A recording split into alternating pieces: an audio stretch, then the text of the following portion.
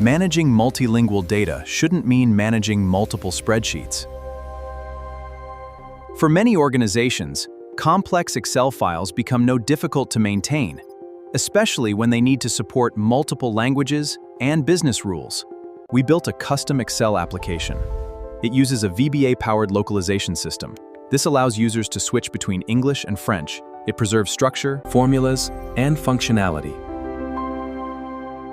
This technology was implemented in MCE2, the Material Carbon Emissions Estimator, an Excel-based application developed for Canada's homebuilding industry. MCE2 helps users estimate greenhouse gas emissions, compare building materials, and evaluate more sustainable construction scenarios through a structured Excel-based interface. For the user, the experience is simple. Click French, the workbook updates, switches back. Behind that interaction is a structured automation layer built to keep the workbook stable and maintainable. Our work focused on more than translation.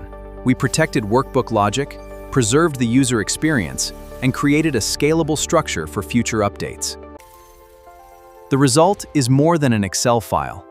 It is a reliable business application built inside the tools teams already use. If your business depends on complex spreadsheets, we can help turn them into professional, automated, and scalable business applications.